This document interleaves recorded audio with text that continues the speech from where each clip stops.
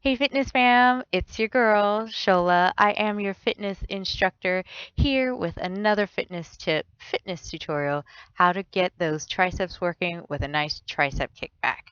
So you're going to grab your dumbbells, whatever weighted object you have.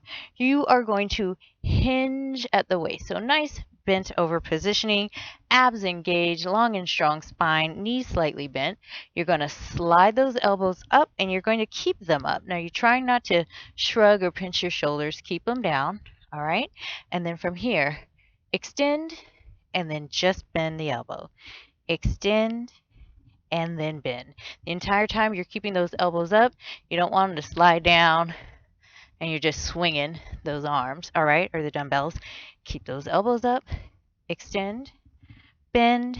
You can then release and stand to give yourself just a little bit of relaxation through the back.